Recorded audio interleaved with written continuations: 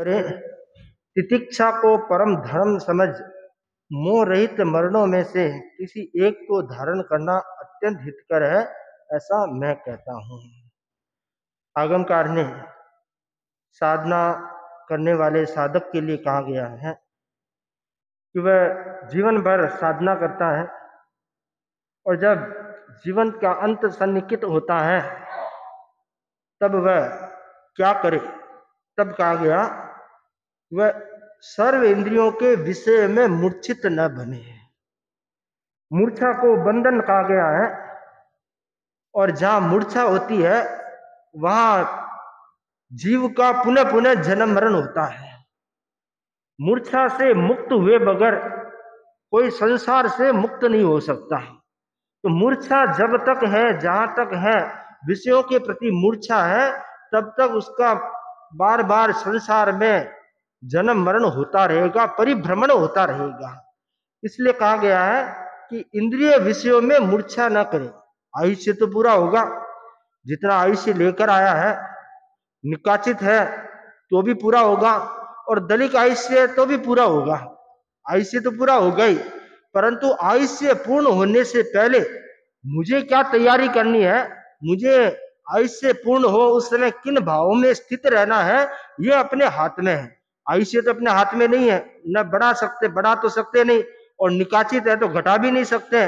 तो आयुष्य को बढ़ाना घटाना संभव न हो, परंतु आयुष्य की संपन्नता के समय अपने भावों को सुव्यवस्थित बनाना, भावों को पवित्र बनाना, वो अपने हाथ में हो सकता है।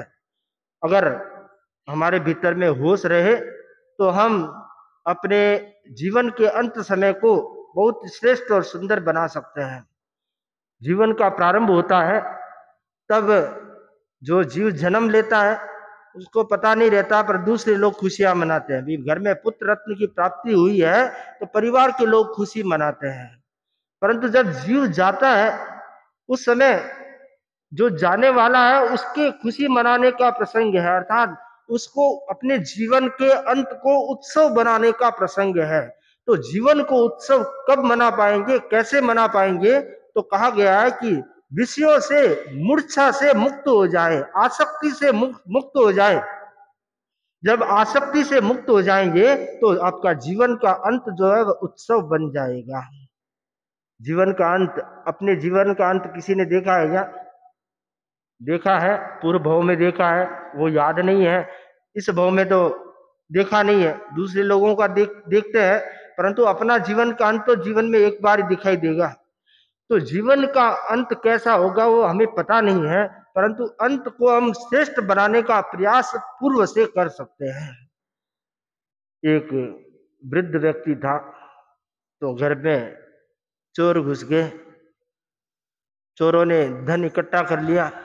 वृद्ध को पता चल गया तो वृद्ध ने उन चोरों से कहा कि मेरा धन मत ले जाओ। तो चोरों ने कहा कि दो चीज है, या तो हम तुम्हारे प्राण का हरण करेंगे, या तो तुम्हें मारेंगे, या फिर तुम्हारा धन ले जाएंगे। तो वो बूढ़ा आदमी बोला कि आप भले मुझे मार दो पर मेरा धन मत ले जाओ। अर्थात धन के प्रति आसक्ति, अरे तुझे मार देंगे तो फिर धन तो ऐसे ही ले जाएंगे, कोई रोकने वाला नहीं है। तो धन के प्रति आसक्ति, पदार्थ के प्रति आसक्ति होती है, वह व्यक्ति के जीवन को, जीवन के अंत को दूषित बना देता है, जीवन के अंत को कलुषित बना देता है। तो जीवन का अंत उत्सव में बने उसके लिए जरूरी है कि आसक्ति का विसर्जन करें। पदार्थ हो सकता है किसी के पास कम हो, ज्यादा हो, परंतु पदार्थ के प्रति होने वाला जो ममत्व है, उस ममत्व का विसर्जन अपने होश की अवस्था में कर देना चाहिए। ममत्व का विसर्जन होश में छोड़ देना चाहिए।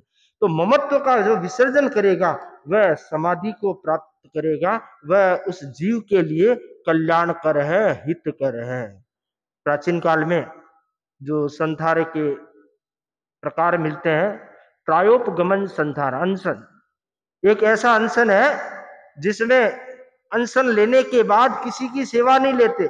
जैसे वृक्ष की डाली पड़ी रहती जंगल में, उसको कोई उठाता नहीं, कोई ठीक नहीं करता, वैसे ही जंगल में जाकर के अनशन ग्रहण कर लेते हैं और किसी का भी सहयोग नहीं, यहाँ तक कि अपने शरीर का भी अपने लिए सहयोग नहीं, जैसे है जिस अवस्था में सोए हैं उसी अवस्था में अंत तक बने रहेंगे, हिलेंगे डुलेंगे भी नहीं। तो प्रायोपगन अनशन बहुत ही महत्वपूर्ण है, उत्कृष्ट साधना है। तो वह अवस्था तो किसी किसी को प्राप्त होती है, परंतु भावना तो हर कोई रख सकता है कि मुझे भी समाधि मृत्यु प्राप्त हो, समाधि मरण प्राप्त हो। वे लोग भाग्यशाली है जिन्हें संथारा प्राप्त होता है। इच्छा मृत्यु, एक तरह की इच्छा मृत्यु है, वह प्राप्त होती है। दुनिया में प्रतिदिन लाखों लोग मरते हैं, परंतु संथारा करने की भावना हर किसी में जागृत नहीं होती है। जिसकी चेतना जागृत हो जाती है उसी को संथारा करने की भावना उत्पन्न होती है। बाकी तो बातें तो बहुत करते हैं, परंतु जब प्रसंग आता है, अवसर आता है, तो शरीर के प्रति मोह जागृत हो जाता है। एक भाई से कहा गया कि अब तुम्हारे से कुछ काम होता नहीं, अवस्था हो गई, शरीर इंद्रियां शिथिल हो गई है, न कुछ काम होता है, न किसी के काम के हो, परिवार के लिए भी काम के नहीं हो, और शरीर भी कोई काम नहीं दे रहा है, तो तुम संथारा कर लो। वह भाई बोला, मैं संथारा कैसे कर लो, अभी तो मुझे भूख लगती है, खाना रुचता है। जब तक भोजन रुचिकर हो, खाना अच्छा लगे, तब तक संथारे की बात कैसे हो सकती है। आचार्य भिक्षु ने क्या कहा कि संथारा कब करना चाहिए, जब अन्न मिट्टी जैसा लगने लगे तब संथारा करना चाहिए। अन्न का स्वाद मिट्टी जैसा लगने लग जाए, यानी अन्न से अरुचि हो जाए, भोजन करने की इच्छा नहीं रहे, तब संथारे की बात सोचनी चाहिए, संथारा करना चाहिए। तो मूल बात है विषयों के प्रति आसक्ति न हो। दूसरी बात बताई गई है, तितिक्षा को परम धर्म समझ सहन करना। सही सहन करना अपने आप में एक महत्वपूर्ण गुण है। सहिष्णुता गुण होने के साथ साथ बहुत बड़ा धर्म है। बहुत सारे लोग गलत को सह नहीं पाते, बहुत सारे लोग सही या गलत दोनों को सह नहीं पाते, यानी कुछ भी को सह नहीं पाते। परंतु एक साधक के लिए कहा गया है कि उनके लिए कोई गलत बोले, चाहे सही बोले, चाहे न बोले, चाहे अतिरिक्त बोले, परंतु उन सब स्थितियों में उसे सहन करना है, क्षमा में रहना है, तितिक्षा में रहना है। तो जो तितिक्षा में रहता है वह बहुत कर्मों की निर्जरा करता है। अर्जुन माली, जिसने 6 महीने तक लगभग प्रतिदिन 7 मनुष्यों की हत्या की, जब प्रबुद्ध हुआ, बोध प्राप्त हुआ, प्रभु के चरण में आया, दीक्षा ली और साधना में लग गया। और साधना भी कैसी कि नगर के द्वार पर खड़े होकर के वहां पर कायस्तर करना, वहां पर ध्यान में लीन रहना। क्यों कि मैंने बहुत सारे लोगों को तकलीफ दी है, बहुत लोगों को मारा है, तो लोगों के भीतर में मेरे प्रति आक्रोश है, और वो आक्रोश निकलेगा तो वह खड़े रहते, तो वहां पर कोई पत्थर मारता, कोई गालियां देता, कोई कुछ कहता, परंतु वे मुनि कुछ भी नहीं बोलते। वे सोचते क्षमा मेरा धर्म, मेरे किया हुआ कर्म है, किसी दूसरे का नहीं, और कृत कर्मों का फल तो मिलेगा ही। तो यूं एक द्वार पर खड़े रहे, वहां पर धीरे धीरे आक्रोश कम हो गया लोगों का, लोग कोई कुछ नहीं कहने लगे, तो वह द्वार छोड़ दिया, नगर के दूसरे द्वार पर जाकर खड़े हो गए, तीसरे द्वार पर जाकर खड़े हो गए, चौथे द्वार पर जाकर खड़े हो गए।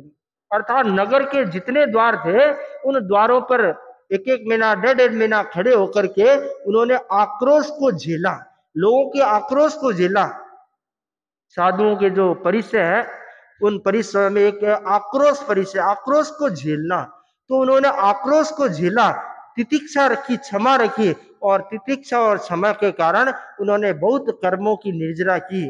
एक हत्यारा भी हरि बन गया, उसका कल्याण हो गया। तो तितिक्षा रखने से बहुत कर्मों की निर्जरा होती है। उपवास करते हैं, तपस्या करते हैं, तो तपस्या में भी तितिक्षा की जरूरत होती है। भोजन किया हुआ होता है, उतना महसूस नहीं होता, परंतु जब भोजन नहीं होता है और उस समय कोई भी परिस्थिति बनती है, तो अपनी कसौटी हो जाती है कि मेरी तितिक्षा कितनी है, मेरी सहन शक्ति कितनी है।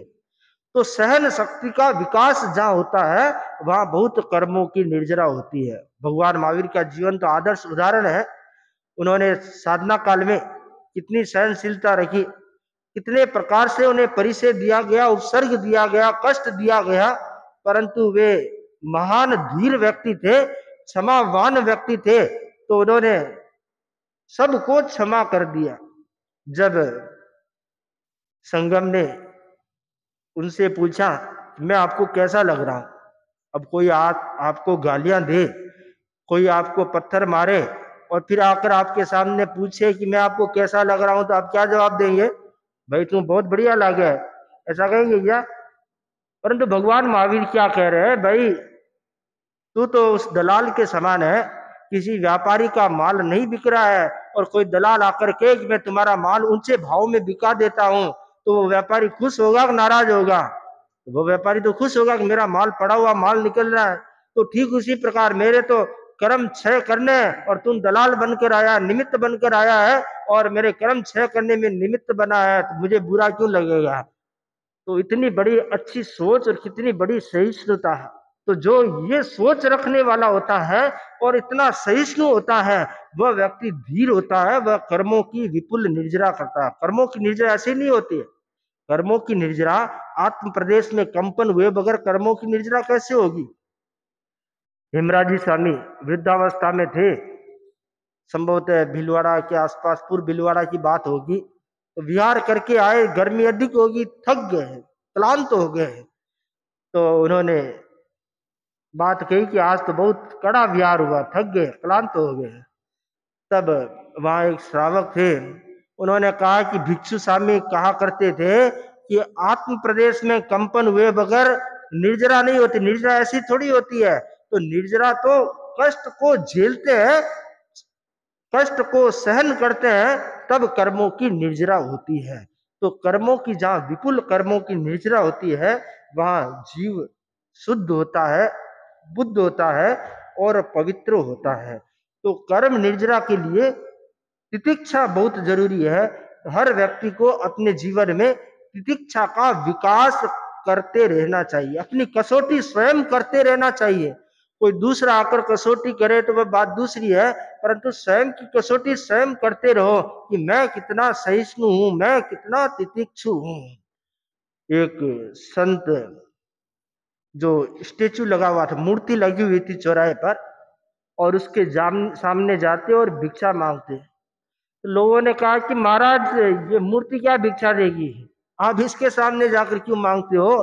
भिक्षा मांगना है तो किसी घर पे जाकर मांगो तो आपको भिक्षा मिलेगी।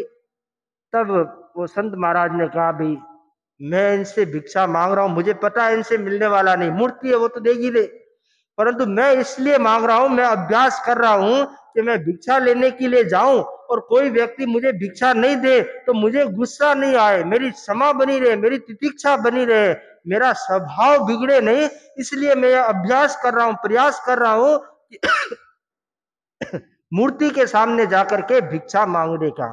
कितनी बढ़िया सोच, कितनी अच्छी सोच कि भिक्षा के लिए जाते हैं, घरों में सभी प्रकार के लोग मिलते हैं।